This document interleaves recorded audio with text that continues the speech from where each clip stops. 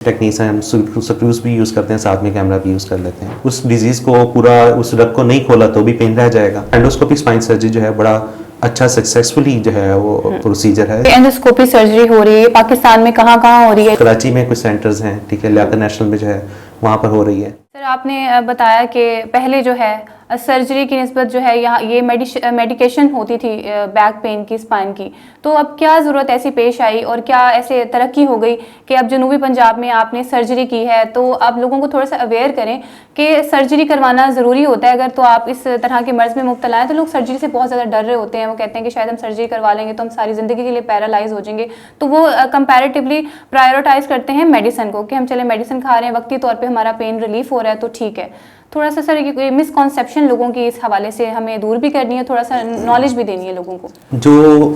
Endoscopy वाला है, ठीक है, यानी मिनिमली इन्वेसिव टेक्निक है जिसके अंदर छोटे कट के साथ हम जाते हैं, well on the precisely well on the target होते हैं। फिर उसके बाद एंडोस्कोपी है। एंडोस्कोपिक स्पाइन सर्जरी जो है ना वो क्या है ना, एंडोस्कोपिक स्पाइन सर्जरी के अंदर हम जो पोर्ट्स होते हैं यानी हमारे कैमराज लगे होते हैं मुख्तलिफ चीज़ों पर, उस इंस्ट्रूमेंट को अंदर इंसर्ट करते हैं हम ना, ठीक है, इंसर्ट करके हम वो टारगेट एरिया जहाँ पे हमारा पैथोलॉजी पड़ी है, कोई डिस्क हर्निएशन है या कुछ इस तरह का, अमूमन अभी हम जो यूज़ कर रहे हैं इसको डिस्क हर्निएशन या स्पाइनल स्टेनोसिस के केसेस के लिए ही यूज़ कर रहे हैं, ठीक है, या कुछ और है कि हम फीयंस के लिए भी हमारा आजकल जो है हम शुरू किया हुआ इसको हमने,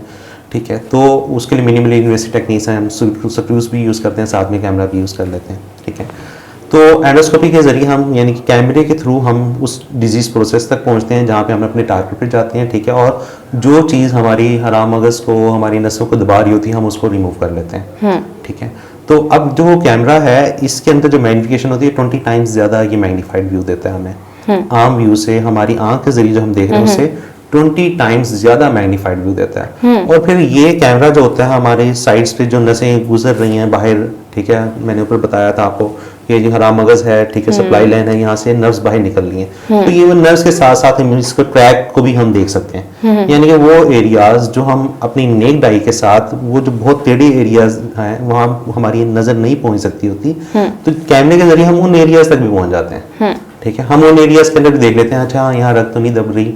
ठीक है, क्योंकि रग जब भी दबेगी तो उसका पेन आएगा, ठीक है, अगर वो पूरी के पूरी हमने उस डिजीज को पूरा उस रग को नहीं खोला तो भी पेन रह जाएगा, तो उस कैमरे के जरिए हम उन एरियाज को भी देख सकते हैं, ठीक है, जिसको हम नेक्ड आई के साथ जब ओपन सर्जिकल टेक्निक कर रहे हैं तो हम नहीं देख सकते, लेकिन कैमरे के जरिए हम उन एरियाज को देख सकते हैं, वहां से हम डिजीज प्रोसेस को रिमूव कर सकते हैं, ठीक है। तो बड़े छोटे से कट के साथ और कैमरे की मैग्निफिकेशन को यूज करते हुए, लेटेस्ट टेक्नोलॉजी को यूज करते हुए हम उस सारी चीजों को बड़ी आसानी से कर लेते हैं। बड़ा मिनिमल सा ब्लड लॉस होता है, और फिर जितना छोटा कट होगा, ठीक है, और जितनी हमारी प्रीसाइज टेक्निक होगी, ठीक है, और जितना हम अंदर पैथोलॉजी को अच्छा रिमूव कर लेंगे तो इन सारी चीजों का नतीजा क्या होगा,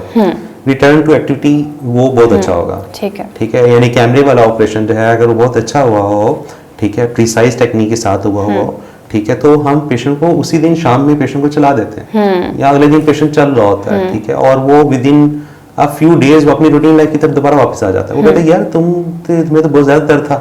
ठीक है, तुम तो हिल नहीं पा रहे थे, तुम वापस, वो कहते मेरा तो ऑपरेशन हुआ, तो ऑपरेशन हुआ यार अभी हफ्ते पहले तो तुम मिले थे तो ऑपरेशन के साथ, बोला हाँ मैंने कैमरे वाला ऑपरेशन कराया था, ठीक है, तो इस वजह से जो मेरा रिटर्न टू एक्टिविटी है वो जल्दी नॉर्मलाइज हो गया, इस वजह से मैं रिटर्न टू वापस आ गया हूँ कहाँ पे, तो इस वजह से कैमरा एंडोस्कोपिक स्पाइन सर्जरी जो है बड़ा अच्छा सक्सेसफुली जो है वो प्रोसीजर है जिसके अंदर हम प्रिसाइजली चीज़ों को करते हैं और रिटर्न टू एक्टिविटी बहुत स्पीड अप हो जाता है। ठीक है sir, as compare to open surgery और ये जो हमारी एंडोस्कोपी वाली सर्जरी है, इसमें एक्सपेंसेस का क्या है कि ये एक्सपेंसिव होती है? हाँ डेफिनेटली, जहाँ जहाँ इंस्ट्रूमेंटेशन आएगा, ठीक है, और टेक्नोलॉजी आएगी, ठीक है, ट्रेनिंग्स आएंगी तो उसकी कॉस्ट भी उसी हिसाब से हो जाएगी, ठीक है। तो ये आम सर्जरी की निस्बत कह लें कि 2 to 3 टाइम्स जो है वो एक्सपेंसिव है, ठीक है, बट अगर इसको हम उसमें भी जो मसला है वो यही है कि सारी चीज़ें हम बाहर से इंपोर्ट कर रहे होते हैं, हमारी सारी टेक्नोलॉजी बाहर से इंपोर्ट हो रही है, ठीक है, तो अगर यही टेक्नोलॉजी जो है, ये इनोवेशंस जो है हम यहाँ पे अपने पाकिस्तान के अंदर हमारी हो रही हो, ये सारी चीज़ें बन रही हों, और उसके बाद ये स्टफ बड़ा इजीली अवेलेबल हो तो ये इसकी कॉस्ट बहुत कम हो सकती है। बिल्कुल ऐसे ठीक है, तो चीज़ें जो हैं अभी इस टाइम में एक्सपेंसिव है, निस्बतन एक्सपेंसिव है, लेकिन इसमें भी हमारी कोशिश है कि हम इसको कट डाउन करें। और इवन कोई पेशेंट अगर डिजर्विंग है और वो कहता है कि नहीं मेरा बहुत मसला है, तो वी ट्राई मैक्सिमम कि हम उसको फैसिलिटेट करें, हम उनको उन्हीं रेट्स पे भी करने के लिए I am ready to do that कि हाँ अगर किसी का बेनिफिट हो सकता है तो वो फाइनेंस की वजह से वो ना रहे। ठीक है, वो अपने जो चार्जेस है, जो एक्सपेंस है वो बेयर कर ले और हम उसको कर लें। ठीक है, तो लेकिन ये है कि इंशाल्लाह हम कोशिश में इसमें है कि हम इस एक्सपेंस को कम करें ताकि हम लोगों को ज़्यादा फैसिलिटेट कर सकें। बिल्कुल। तो सर जो ये एंडोस्कोपी सर्जरी हो रही है पाकिस्तान में कहाँ कहाँ हो रही है? जैसे आपने अभी साउथ पंजाब में इसको for the very first time यहाँ पर किया और हम बड़े खुश भी हैं इस चीज़ से। तो आगे इसको फ्यूचर में कहाँ देखते हैं, क्या इसमें मजीद बेहतरी आ सकती है? और हम इवन छोटे से कट तक तो आ गए और मजीद क्या इसमें इन्वेंशन हो सकती हैं? इसका फ्यूचर क्या है एंडोस्कोपी का? अच्छा, फ्यूचर में तो इंशाल्लाह अल्लाह खैर करे, हम इसको लेके जाने के हवाले से हैं कि हम अभी तो सिर्फ लंबर एरिया में हैं, तो हम जो यानी कि नीचे कमर का कर रहे हैं, तो ऊपर जो थ्रेसिक एरिया है हमारा जो पसलियों वाला एरिया, यहाँ पे भी हम इसको इंट्रोड्यूस करें, और सर्वाइकल जो रीजन है गर्दन का जो एरिया वहाँ पे भी इसको इंट्रोड्यूस करें। तो अल्लाह खैर करें इंशाल्लाह इस पे तो हम हैं। लेकिन जो बात है कि कहाँ कहाँ हो रही है, तो मेरी जो बेसिक ट्रेनिंग थी वो CMH रावलपिंडी में है। ठीक है, तो वहाँ पे जनरल असद कुरैशी थे, फिर उसके बाद ब्रीडर वसीम अफजल, ठीक है, ब्रीडर तलहा, ठीक है, इनके साथ मैंने टाइम स्पेंड किया, तो ये लोग एंडोस्कोपी कर रहे हैं। और उसके साथ फिर मेरा घुरकी हॉस्पिटल लाहौर में प्रोफेसर आमिर अजीज साहब हैं, बहुत बड़ा नाम है। ठीक है, तो घुरकी में उनके साथ टाइम गुजरा। फिर उसके बाद प्रोफेसर रिजवान अकरम है, डॉक्टर फारूक हैं, तो ये लोग एंडोस्कोपिक स्पाइन सर्जरी जो है वो कर रहे हैं। फिर उसके बाद प्रोफेसर आसिफ बशीर हैं लाहौर में, ठीक है, वो कर रहे हैं। फिर उसके बाद कराची में कुछ सेंटर्स हैं, ठीक है, लियाकत नेशनल में जो है वहाँ पर हो रही है। ठीक है, और पेशावर में जो है वहाँ पे प्रोफेसर आरिफ खान हैं, ठीक है, तो वो कर रहे हैं। तो इस टाइम में जो हमारे बड़े शहर हैं, ठीक है, पेशावर, लाहौर और फिर उसके बाद कराची,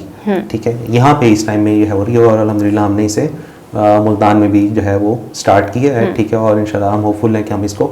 आगे भी लेके चलेंगे कि उन एरियाज़ में जहाँ पे भी हम नहीं कर रहे, ठीक है, यानी कि ऊपर थोरेसिक रीजन में और सर्वाइकल रीजन में गर्दन के और जो हमारी पसली वाले एरिया में यहाँ नहीं हो रही, तो हम इन एरियाज़ की सर्जरीज भी इसके साथ करें।